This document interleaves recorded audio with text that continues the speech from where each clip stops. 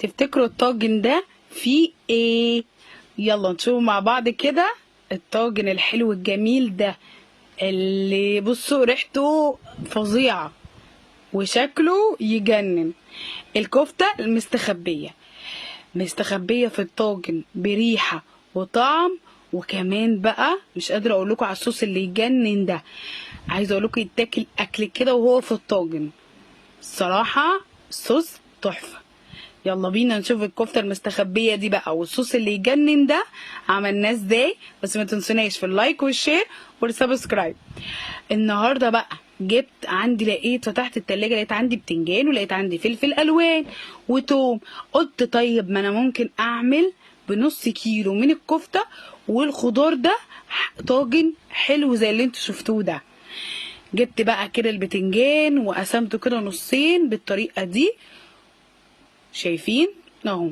جبته وقسمته كده وشلت بس البتاعة اللي فوق دي وسبته زي ما هو بالقشرة عشان انا عايزاه بالقشرة بتاعته. والفلفل الالوان بقى فلفل احمر واخضر وحراق الناس اللي بتحب السبايسي. وكمان بقى لو عندك راس توم سليمه حطيها، عندك فصوص برضو ما يضرش.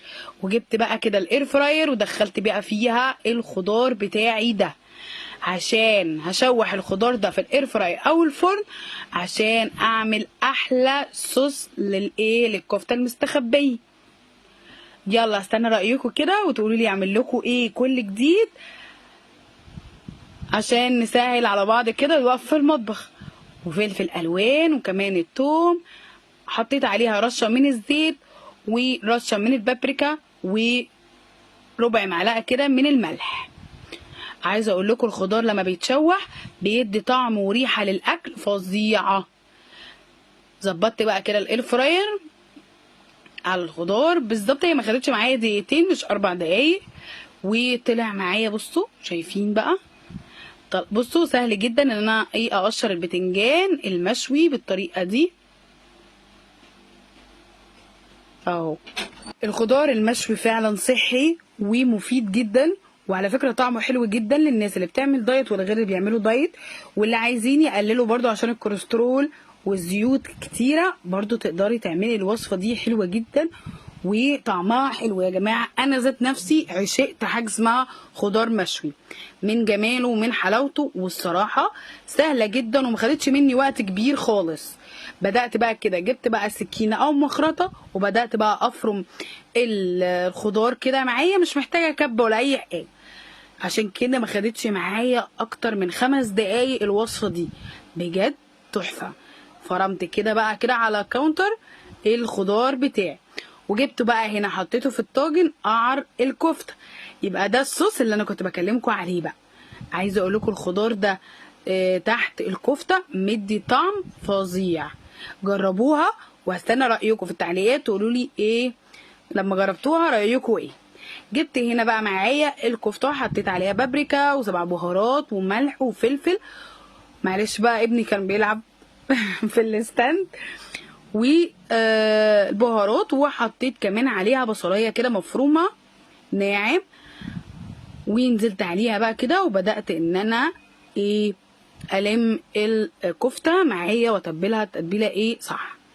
بدات بقى اعجن فيها كده وبدات بقى اصبع الكفته صباع كده برضو لا تخين قوي ولا رفيع قوي عشان برضو لما تكش. صبعتها بالطريقه دي ونزلت بقى داير ما يدور فوق الخضار المشوي. بعد ما خلصت بقى كده الكفته بالطريقه دي جبت بقى معلقه يعني كوبايه من الدقيق عليهم شويه من الميه وبدات اعجن العجينه اللي هحطها فوق الطاجن اهي. بصوا لمت معايا وحلوه جدا، هي كوبايه بالظبط عليها ربع كوبايه ميه بس. فردت بقى كده العجينه على الكاونتر وبدات بقى احطها فوق الطاجن بالظبط. الطاجن خد معايا من نص ساعه ل 45 دقيقه، يعني هو نص ساعه بس، يعني مش اكتر من كده. بدات بقى كده احط العجينه كده فوقيها. معلش بقى كان الولد بيلعب في الكاميرا معلش.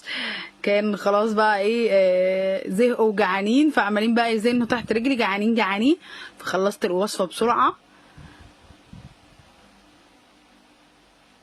الاكله بصوا بقى، انا رشيت هنا معلقتين كده من اللبن على العجينه، وبقى ظبطت بقى الشكل اللي يجنن ده بسمسم او حبه البركه، او مش حابه تحطي براحتك خالص.